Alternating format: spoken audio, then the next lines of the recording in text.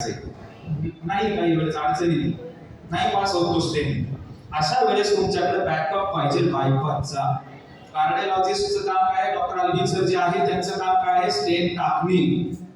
ते कार्डिओलॉजिस्ट आहे.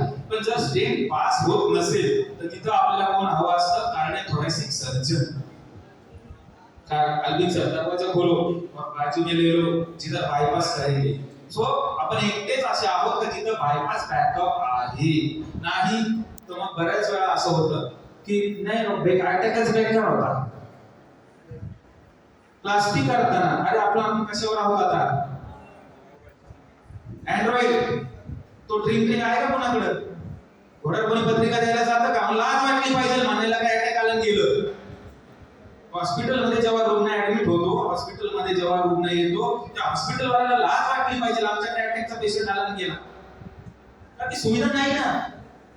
एक कार्डिओलॉजिस्ट आहे, एक कॅथलॅब आहे, चाललं प्लास्टिक आणायला. अरे तुझं बाबा बायपासचं काय? सुविधा आपल्याकडे त्या सगळ्या सुविधा आहेत. तर आपण कुठपर्यंत होतो? स्टेंट टाकणे, बदलणे. ज्या लोकांना दम लागतो चालताना,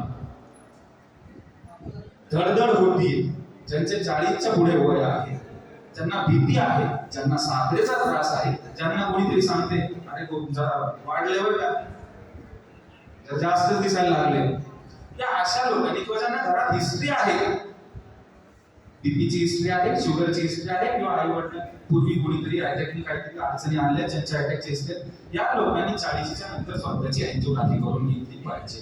अँजिओग्राफीला टाका पडत नाही, राहायची गरज नाही. 2 तासामध्ये अँजिओग्राफीचा पेशंट डिस्चार्ज होतो. आज डॉक्टर अल्विननी आपल्यासाठी सर्वांसाठी अँजिओग्राफी योजनेमध्ये फ्री होत नाही. कुठल्याही शासनाच्या योजनेमध्ये अँजिओग्राफी फ्री होत नाही. अल्विन डॉक्टरने आजच्या कार्यक्रमाचं औचित्य साधून अँजिओग्राफी फ्री डिक्लेअर केलेली आहे. लक्षणं सांगितली. ज्यांना ज्यांना अशा काही अडचणी असतील त्यांनी जास्तीत जास्त लोकांनी लिपिड करून घ्यावं, स्ट्रेस टेस्ट करून घ्यावी आणि स्वतःची अँजिओग्राफी करून घ्यावी. एवढीच विनंती करतो. आम्हाला इथं बोलवलं, मला बोलण्याची संधी दिली, शांतपणे ऐकून घेतलं, त्याबद्दल मी आपल्या सर्वांचा आभारी आहे. आणि आपण आपल्या पुढच्या कार्यक्रमाला सुरू करूया.